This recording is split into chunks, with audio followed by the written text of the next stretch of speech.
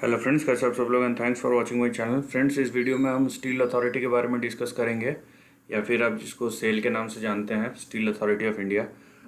सो अगर आपने मेरा प्रीवियस वीडियो देखा है, मैंने जहाँ पे ट्रेंड के बारे में डिस्कस किया था, सो वहाँ से आप बोल सकते हैं ये स्टॉक इवन 30-40% का मूव दिखा चुका है। सो आई होप आपको वहाँ से बेनिफिट मिला हो।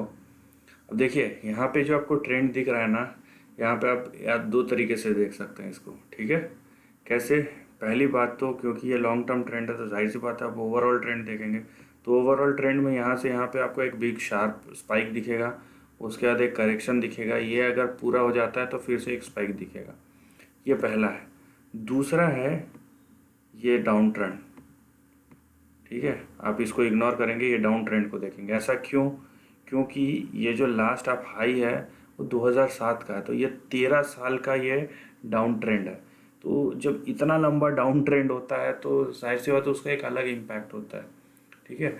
डाउन ट्रेंड होना ख़राब नहीं है, लेकिन अगर वो 10 साल 20 साल उतना लेवल तक चले जाए, यहाँ पे जाहिर सी बात है ये गवर्नमेंट की ये पब्लिक सेक्टर एंटरप्राइज है ये। सो यहाँ पे अगर आप नंबर्स में या फिर इसके बारे में देखना चाहते हैं, सेल के बारे में तो यहाँ पे देखिए, आपको 75% जो मेजॉरिटी स्टेक है वो आपको यहाँ पे सेंट्रल गवर्नमेंट का दिखेगा। तो नो डाउट ये सेंट्रल गवर्नमेंट अंडरटेकिंग कंपनी है और ये अपने फील्ड में सबसे बड़ा है सेल, ठीक है। यहाँ पे आपको इसके हेडलाइन में दिखेगा कि भारत का सबसे बड़ा largest steel producer, steel authority of India, right. लेकिन यहाँ पे क्या चीज़ है जिसके वजह से नहीं हो रहा है, ये ऊपर नहीं जा पा रहा है? उसके लिए आप अगर एक चीज़ पे यहाँ पे ध्यान में देंगे, यहाँ पे देखिए ये आपका ईयरली प्रॉफिट एंड लॉस है, ठीक है। यहाँ पे आप अगर ईपीएस देखेंगे, अर्निंग पर शेयर, यहाँ पे देखिए ये कभी 5% 6% के ऊपर गया ही नहीं है, and that is a problem. ये ईपीएस इनमें कोई इम्प्रूवमेंट नहीं हो रहा है यहाँ पे, राइट। और यहाँ पे जो चीज़ बढ़ रहा है वो चीज़ ये देखिए, यहाँ पे बोरोइंग्स देखिए, over a period of time 2012 के बाद यहाँ पे 17 से 22, 26, 32, 35 ये कभी कम ही नहीं हुआ। ये बोरोइंग्स बढ़ते जा रहा है, लेकिन उसका ईपीएस पे कोई इम्पैक्ट नहीं होता है। एक चीज़ जो आपको यहाँ पे समझनी चाहिए, और यहाँ पे जाहिर सी बात है डिविडेंड दे रहा है ये 1.22%। हमारे और आपके लिए भले ही ज़्यादा ना हो, लेकिन जो गवर्नमेंट है उसके लिए बहुत ज़्यादा है, क्यों वो अच्छा खासा एक कैश काऊ है, क्योंकि 75% स्टेक होल्ड करता है। तो उसका जो भी डिविडेंड डिक्लेयर होता है उसका 75% आप समझ लीजिए कि गवर्नमेंट को मिलता है। ये यहाँ पे समझने वाली बात है।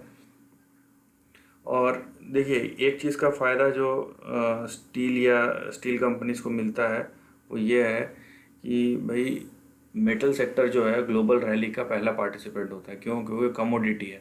तो कमोडिटी कभी भी ग्लोबल रैली में पहला जो सेक्टर है, कोई भी कमोडिटी वो ड्राइव करता है, ऊपर की तरफ जाता है। उसमें भी अगर आप मेटल सेक्टर देखेंगे वो हमेशा ऊपर की तरफ जाता है। मैं यहाँ पे जिस चीज़ के बारे में बात करूँगा, देखिए ओवरऑल तो मेरे इससे पहले जब बनाया था उसके बाद भी ट्रेंड यहाँ पे 30-40% का राइज दिखा चुका है। लेकिन यहाँ पे बात है कि हम अभी बोल रहे हैं ये कहाँ तक जा सकता है, ये सवाल है। और अगर ग्लोबल रैली आता भी है कि, देखिए मैं बार बार ना बहुत सारे वीडियोस में ये टर्म यूज़ किया हूँ, तो कभी कभी क्या है कि ग्लोबल रैली बोलने पे अरे यार यहाँ पे देख रहे हो ऐसा हो रहा है वैसा हो रहा है, इकोनॉमी डाउन है, ये कहीं पे फिट नहीं होता है कभी कभी। देखिए, ग्लोबल रैली का मतलब ये आप अगर डायरेक्ट यहाँ पे लिंकअप कर रहे हैं कि इससे इकोनॉमी पूरी सुधर जाएगी और वो क्या बोलते हैं जॉब्स मिलने लगेंगे, क्योंकि हमारे और आपकी मेमोरी में है जो अपने जो 25 कम से कम 25 साल से ऊपर हैं करेंटली, तो उनको ये पता होगा कि 2002-3 से लेके 8 का मेमोरी उनके माइंड में फ्रेश होगा। क्यों? क्योंकि वो एक ऐसा टाइम था जब हम स्कूल कॉलेजेस में थे। खासकर अगर स्कूल में नहीं है आप, अगर कॉलेज में, अगर आप हायर सेकेंडरी या उससे ऊपर हैं, उस टाइम पे थे, तो आपको अच्छे से याद होगा कि आप भले ही शेयर मार्केट से जुड़े हो या ना हो, उस टाइम पे जॉब मिलना बहुत आसान था, ठीक है। लिटरली बहुत आसान था, और बहुत लोगों को ऐसी जॉब्स मिली थी क्योंकि डिमांड इतना ज़्यादा था, लोगों को चाहिए था लोग काम करने के लिए वहाँ कंपनीज को, तो वो क्या बोलते हैं कितना प्रोडक्टिव है बंदा या नहीं है उसके ऊपर नहीं, लेकिन उस टाइम पे इकोनॉमी में ऐसा डिमांड था। और हम उससे अभी 12 साल आगे आ चुके हैं, तो यहाँ पे अगर वैसा डिमांड फिर से लौट के भी आया तो कंपनीज हायर नहीं करेंगी, ठीक है, क्योंकि उनको स्किल्ड लेबर चाहिए, डिमांड बेस्ड लेबर नहीं या एम्प्लॉय नहीं, क्योंकि उनको पता है डिमांड अप डाउन होता है, लेकिन स्किल जो है वो over a period of time, अगर कंपनी अच्छी है और कंपनी को पता है कि हम अपने एम्प्लॉयज़ को अच्छे से ट्रीट करते हैं, तो वहाँ एम्प्लॉय भी उस कंपनी में काम करना चाहेगा। और उस केस में लोगों को ऐसे नहीं चाहिए, या तो वो उसमें कुछ ऐसी क्वालिटी और लर्निंग एबिलिटी हो, या तो फिर वो बंदा स्किल्ड हो, ठीक है। तो अगर ऐसा नहीं होगा तो आज के डेट में वो चीज़ पॉसिबल नहीं है। तो अगर वो हो भी गया तो भी प्रॉब्लम है वहाँ पे। ना मैं जब बात करता हूँ कि क्या बोलते हैं इकोनॉमी में बुल ट्रेंड शुरू होगा, तो वहाँ पे मैं बात करता हूँ कि जो चीज़ें ख़राब हुई है वो सुधरेंगी। अब उससे किसको क्या फ़ायदा होता है क्या नहीं होता वो बात की बात है। यहाँ पे हम फिलहाल ट्रेंड की अगर बात करें तो यहाँ पे ये सब चीज़ों को छोड़ के एक चीज़ पे हम फोकस कर सकते हैं, वो है प्राइस। क्योंकि हम लॉन्ग टर्म पे देख रहे हैं, देखिए नीचे आपका जो सपोर्ट है 19 से 22 तक का है। पहला रेजिस्टेंस आपका आएगा यहाँ पे 62 रुपये 62, उसके बाद 77, उसके बाद 88, उसके बाद 99। ये थोड़ा सा क्लमजी हो गया, मैं थोड़ा सा इसको स्ट्रेच कर देता हूँ, ठीक है, आपको दिखेगा। ये देखिए यहाँ पे, तो जब तक जो शेयर है यहाँ पे 97, समझ लीजिए 97 99 इसके ऊपर नहीं आ जाता, ट्रेड नहीं करना शुरू, ये यहाँ पे ठीक है 96 97, तब तक हम नहीं बोलेंगे कि ये इसके ऊपर होल्ड करना चाहिए शेयर आके।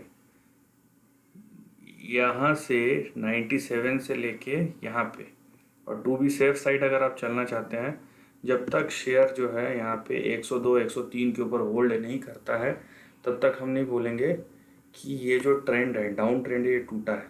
तो 102 103 के ऊपर होल्ड करना ही चाह पड़ेगा। एक बार अगर वो होल्ड कर लिया ना वहाँ पे 102 103 के ऊपर, सो यहाँ पे भले ही बीच में टारगेट स्मॉल रेजिस्टेंस हो सकते हैं, मैं फिर लेकिन मैं ये बात करूँगा कि ये प्रोबेबिलिटी बन जाएगा अच्छा खासा कि ये 260 से 290 297 जो उसका पुराना हाई है वहाँ तक जा सकता है। तो यहाँ पे बीच में बहुत सारे रेजिस्टेंस लेवल है, वो आप नोट करके रखिए। और दूसरी बात है कि यहाँ पे जब सस्टेन होगा 103 के ऊपर, तब आपका सस्टेन मतलब रुकना चाहिए, आपको देखना है कि वहाँ पर होल्ड कर रहा है या नहीं कर रहा है। जंप नहीं मारना है, गया तो फिर ऊपर ही खरीद लो, उसका नीचे आ गया ऐसा नहीं, देखना है होल्ड कर रहा है कि नहीं। फिर ये प्रोबेबिलिटी है लॉन्ग टर्म में, मैं लॉन्ग टर्म की बात कर रहा हूँ, प्रोबेबिलिटी खुल जाती है उसके ऊपर, ठीक है। ये टेक्निकल है यहाँ पे।